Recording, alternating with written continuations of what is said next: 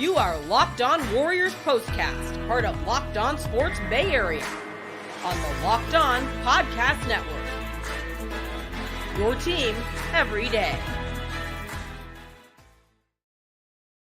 Yo, what's up, everyone, and welcome back to the Locked On Warriors Postcast. I am your host, Eric Triple E Engel, former producer for the Murph and Mac Morning Show on KMBR. And tonight, Steph Curry, Draymond Green returned for the Dubs from injury, and the Warriors got back to their winning ways in Los Angeles against those damn Lakers. And I have one thing to say. I hate the Lakers, and I love when any team from San Francisco can go into LA and beat one of those teams. Tonight happened to be the Warriors taking down the Lakers 128-121, and they don't just pick up a win against a rival, but they move ahead of the Lakers in the Western Conference standings and put themselves in position to secure the crucial tiebreaker between these two teams. Huge win. We'll break it all down. But first, I want to thank all of you for watching us on the Locked On Sports Bay Area YouTube channel. Please hit that subscribe button. And thank you for listening on the Locked On Warriors Postcast feed. However you're getting the show, we appreciate it. And make sure to check out the daily Locked On Warriors show for more in-depth coverage. First quarter, both teams came out red hot. Kuminga and Wiggins scored the first 15 points. Steph was really slow to start this one, and I was kind of concerned that the Warriors might have rushed him back.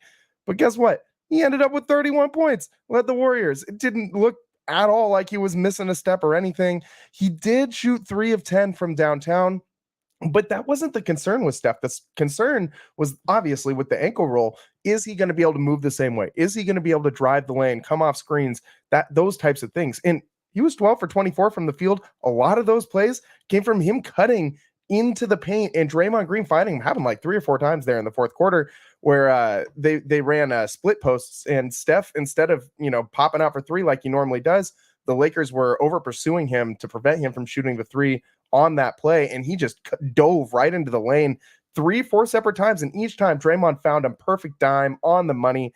And that's what you were missing against the Mavericks. Like, all the effort, all the hustle, the willpower was there against the Mavericks in the Warriors last outing, but the talent wasn't. You're talent deficient without Steph Curry and Draymond Green on this team. Tonight they come back and they win this game. The Warriors really pushed it open in the third quarter. They took the lead at the end of the second half, and Steph started to really come alive in that third quarter. They did get the benefit of having Anthony Davis exit this game early in this one. He left late in the first quarter and did not return. He was poked in the eye incidentally by Trace Jackson Davis, and he tried to get out there. You heard on the broadcast they were talking about how Darvin Ham said that the swelling just got so bad that they couldn't get it down to get him back out there.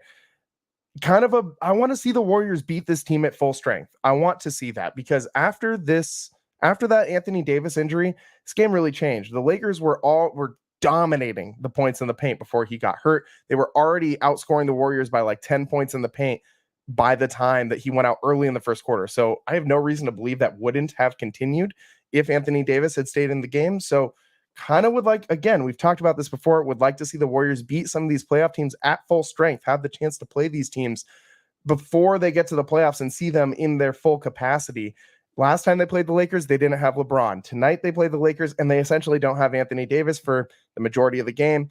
You want to see them beat these teams, especially your rivals, teams that you're going to have to overcome in the playoffs. You want that test, that matchup in the regular season, so you know how you stack up against them before it's playoff time. And tonight, obviously, the Lakers had LeBron back. He had a season-high 40 points, 15 of 23 shooting, 3 of 5 from downtown. LeBron is actually having the best three-point shooting season of his career since the 2012-2013 year when he was with Miami. So LeBron absolutely shooting the lights out lately, above 40% from 3 and up near like 45% from 3 since the All-Star break. So he was going to get his. You knew LeBron was going to come in looking to attack, and he set the tone for the Lakers early in this one. He had a ton of points, didn't miss a shot until the second quarter, and had a ton of points by he was in double digits, I think, like 4 minutes into this game. So LeBron was really looking to attack and set the tone offensively. Got to the line a bunch, 8 free throws shot tonight for LeBron, and finished just shy of a triple-double.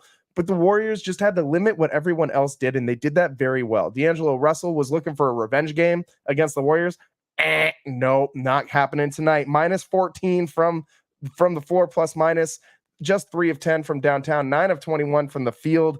He did have 23 points and 13 assists, but not a very efficient 23 points. So D'Angelo Russell just never fit in with the Warriors. I do like him as a player. He's kind of crafty and he's fun to watch, but was never a fit with the Warriors. I think we all knew that from the beginning, and the Warriors really parlayed that into being in a better position now with Andrew Wiggins, and I'm happy that they are where they are. Wiggins played great defense tonight. He finished with 16 points, 6 rebounds. And early on in this one was really looking to get a shot going. He and Wiggins, when they're both rolling, it is really fun to watch, man. You got 2 guys on this team who can just attack the rim relentlessly, mercilessly.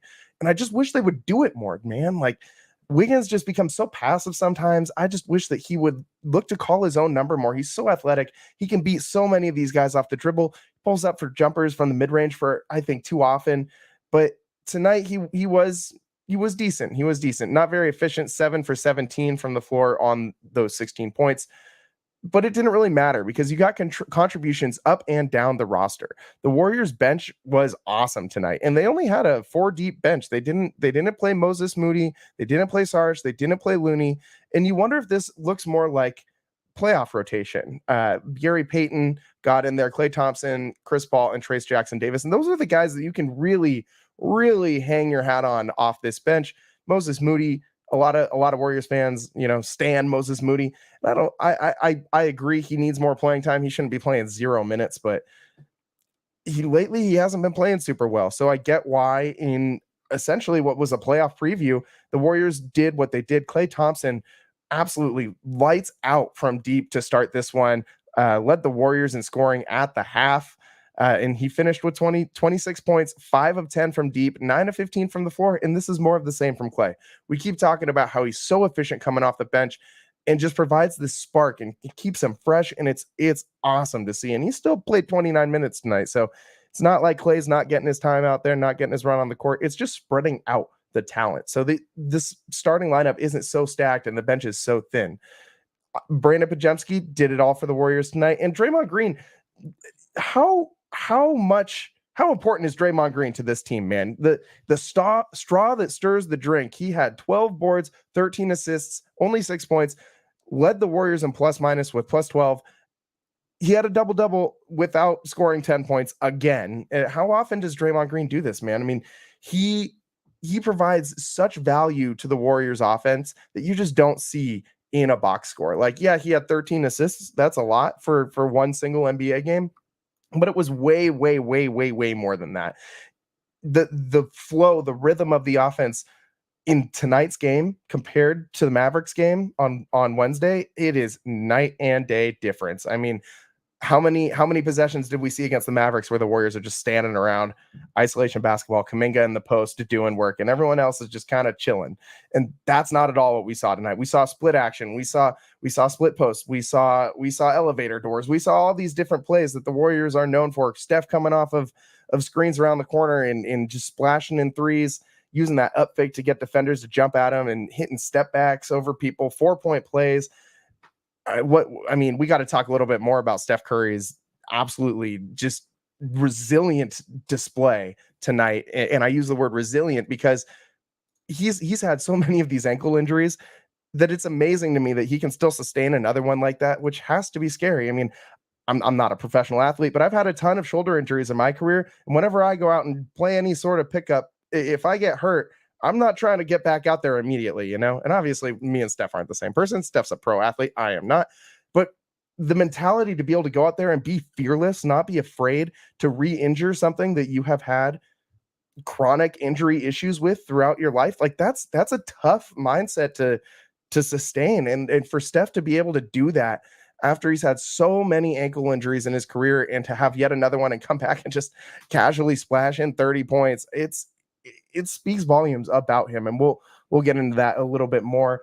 Really, tonight was just a strength in numbers performance. We've talked about it on this show plenty of times, but 5 Warriors in double figures And it came from everywhere tonight. It really did. It really did.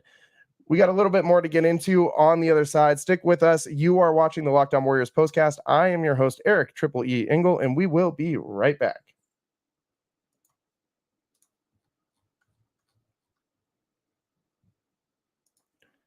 Our partners at eBay Motors have teamed up with Locked On Fantasy Basketball host Josh Lloyd to bring you some of the best fantasy picks each week, all season long. Whether you're prepping for a daily draft or scouting the waiver wire, each week we're going to provide you players that are guaranteed to fit on your roster. And this week, we are going with Grady Dick of the Toronto Raptors. The Raptors seem committed to giving us 30 minutes of Dick each night as they rotate in and out other players in their lineup. And that's our eBay Guaranteed Fit Fantasy Player of the Week. Josh Lloyd from Locked On Fantasy Basketball is going to help you win your fantasy basketball championship, and eBay Motors knows a championship team is about each player being a perfect fit. And same with your vehicle. With over 122 million parts for your number one ride or die, you can make sure your ride stays running smoothly.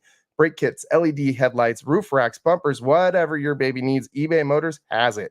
And with eBay Guaranteed Fit, it's guaranteed to fit your ride the first time, every time, or your money back. Plus, at these prices, you're burning rubber, not cash. Keep your ride or die alive at ebaymotors.com.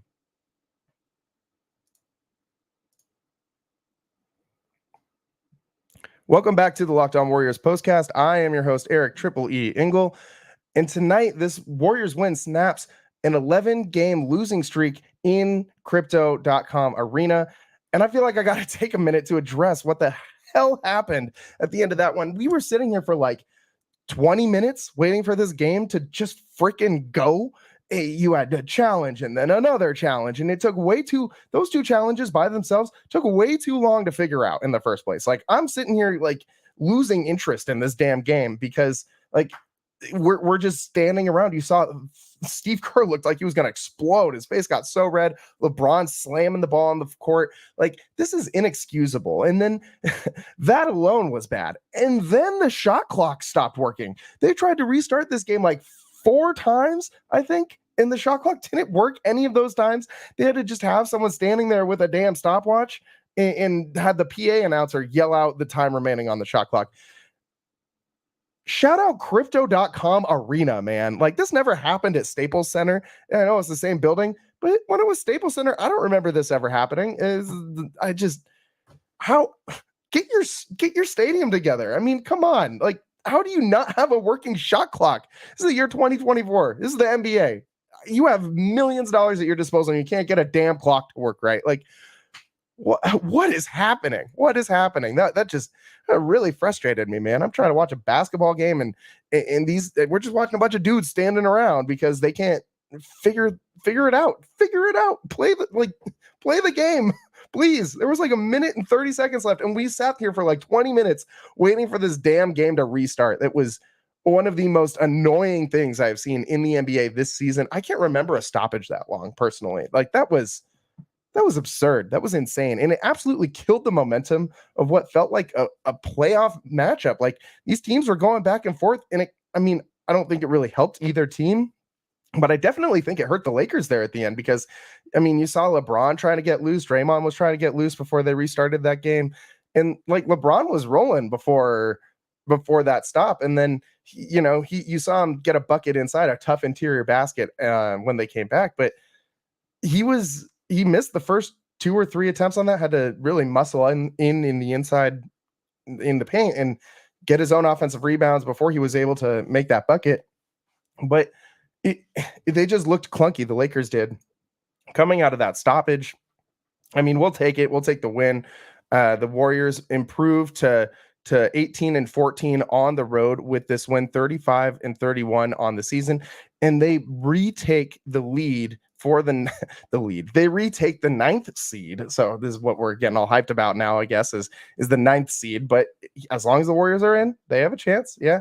But we're a long ways away from the Warriors competing for the number 1 overall seed in the West. It's been a long time since they've been that team that from start to finish can just dominate. But you don't really need to this day and age. You just got to get in and you get a shot. So Warriors get ahead of the Lakers into that 9th seed, put the Lakers down into the 10th seed in the Western Conference standings. And you got to keep inching closer if you want to get out of the play-in. And this I think will come down to the last game of the season. We've talked about this plenty of times, but it's going to be close. And these games matter a lot. These games against Western Conference opponents that you're neck and neck in the playoff race with matter a lot. And tonight, this win almost guarantees the Warriors will have the tiebreaker over the Lakers going into the playoffs. And you need that with as close and as tight as this race is. You want that in your back pocket heading into the end of the regular season.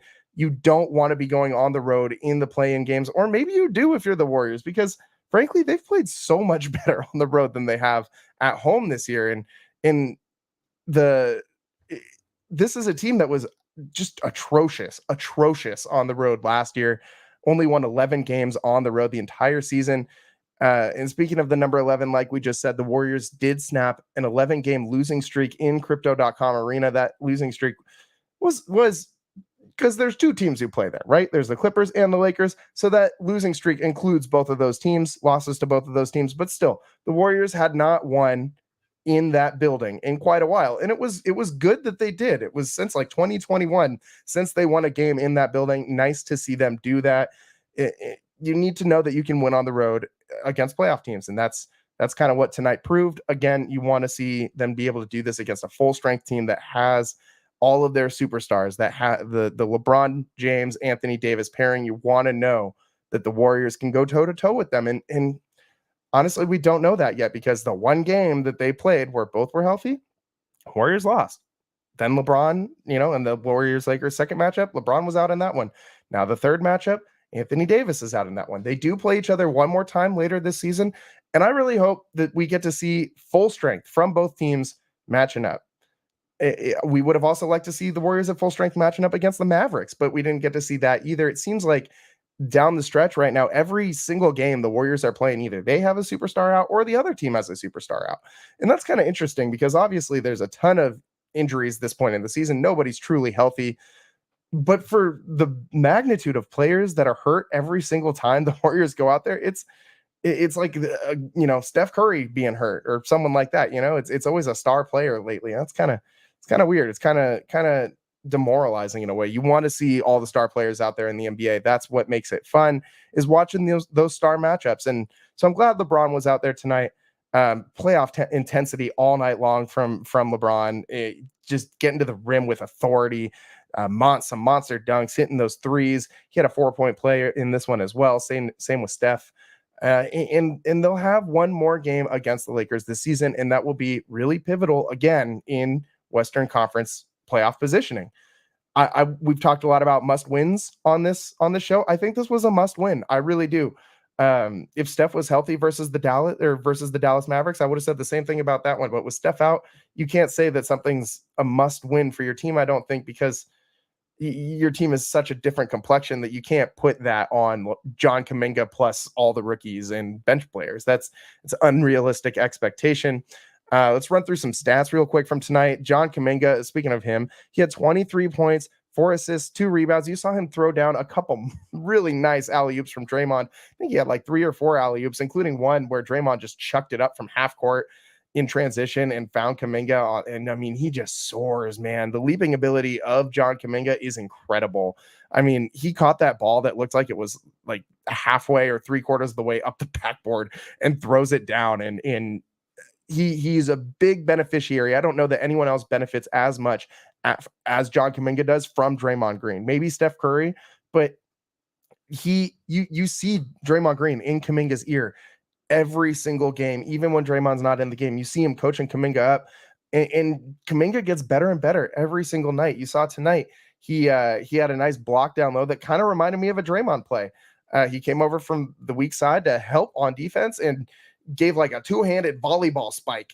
And that was great. That was great. Looked a lot like Draymond. And seeing Kuminga take that step defensively, like we know he can based on his athleticism, is huge. That's how the Warriors will win down the stretch. Another huge key to tonight, the Warriors turnovers. They only turned the ball over twice in the second half. Twice.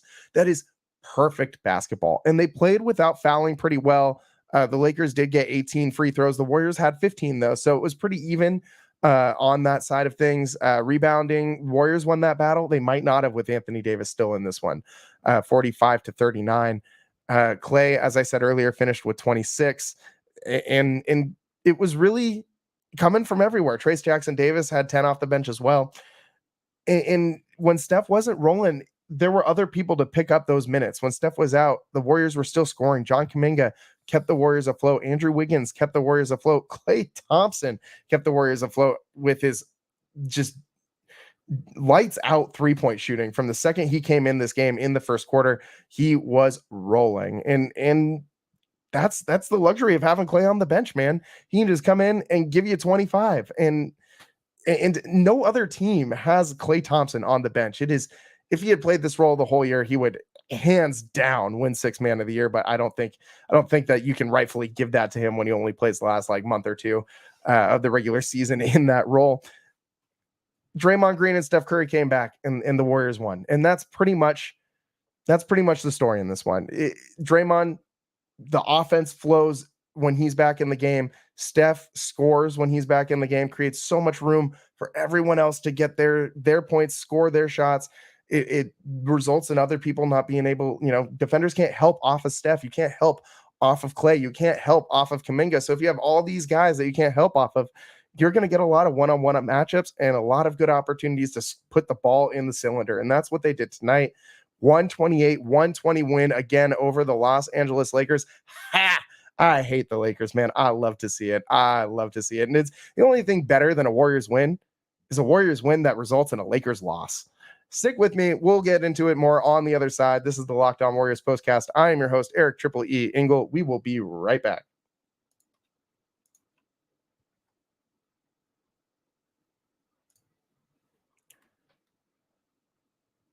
You know that instant confidence boost you get from an outfit that makes you look really good? That's what I get with Stitch Fix. Easily upgrade your wardrobe this year with a professional stylist that helps you find new on-trend favorites that will work for you.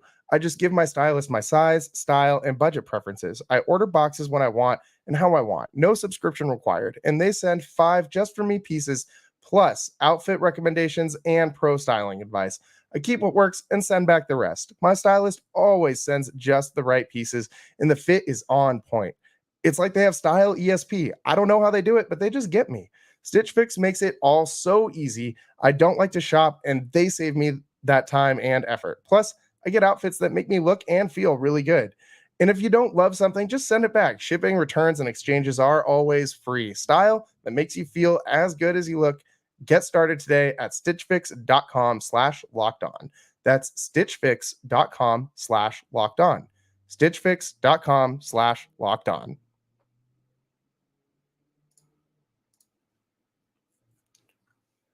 Welcome back to the Locked On Warriors postcast. I am your host, Eric Triple E Engel. You may know me as the former producer from the Murph and Mac show. And tonight, the Warriors got it done in Los Angeles, a massive, massive win against the Lakers and LeBron James. The King got his 40 points. You knew this was going to happen, but it was too much Steph and Draymond at the end. I mean, the Warriors closed it out in the perfect fashion. Steph had a steal, and ball ended up in Draymond's hands, throws an alley-oop to John Kuminga, and that was very indicative of how this game went. It seemed like these two guys were in on every single play, Draymond and Steph, and Kuminga was the biggest beneficiary of the two of them being back.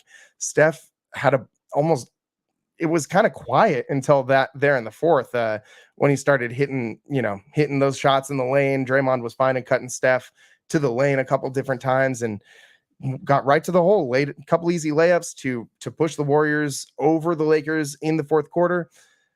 It was really, really, really good to see the Warriors playing some better defense in this one too. Held the Lakers to 35% shooting from 3-point land. In the first half, they didn't close out super well, weren't playing very good defense, and they improved that a lot in the second half. You heard Steve Kerr say in the mid-game interview that the Warriors needed to be more physical on defense. That's exactly what happened. You saw guys banging around in the paint more. You saw guys closing out on jump shooters more. And that was, I think, the difference down this one. And you saw the Warriors kind of get it rolling in their last game against the Mavericks towards the end, even though they were clearly losing that game. Steve Kerr did something that I thought was really smart, and he left Andrew Wiggins in the game. He left John Kuminga in the game. He left a couple guys in the game that were going to need to get rolling once Steph and company came back. And that's exactly what they did. They hit the ground running in this one.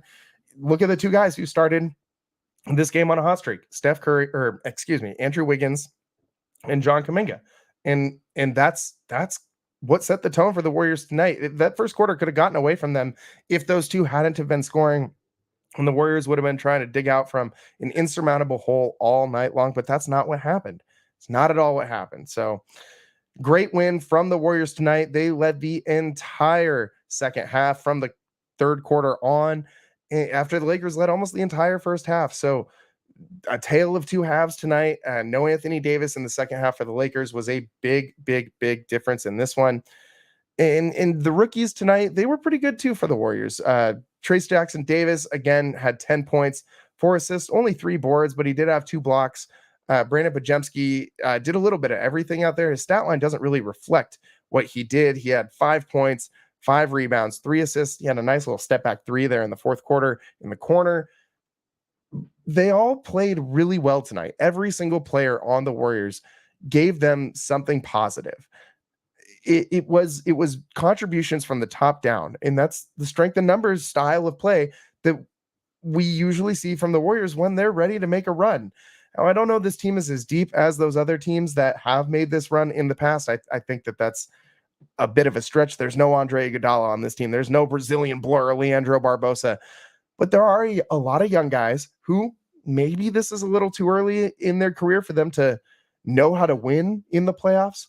But we'll see. And regardless, either way, however it turns out in the postseason this year, it's going to be really good for these rookies and these young players, the John Kumingas who aren't rookies, but, John Kuminga's 21 years old.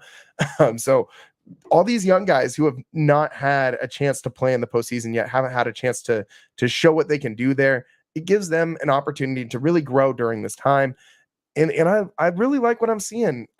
If this is the young nucleus we have to look forward to, a John Kuminga, a Brandon Podziemski, and a Trace Jackson Davis, I like what the future has in store for the Warriors, even, dare I say, after Steph Curry is gone. I think they obviously need to add something to that group in order for them to really bounce back. But, we don't have to worry about that for a few more years. Thank goodness, because without Steph's 31 tonight, I don't think the Warriors win this game. Without Steph Curry and Draymond Green coming back to play this Lakers team, I don't think they win. I don't think it's close.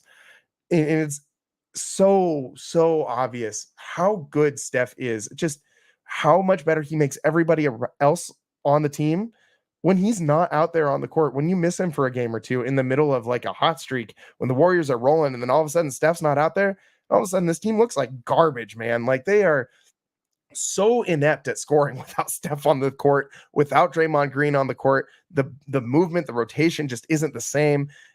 Guys don't get open shots like they should.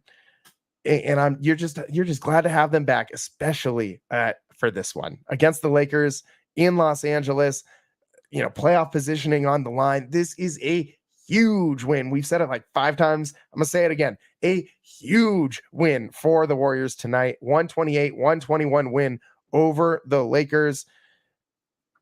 You love to see it, man. You love to see it. And for all you Lakers fans out there, I'm sorry, but I'm not that sorry at all. I love the Warriors beating the Lakers. I hate those teams from Los Angeles.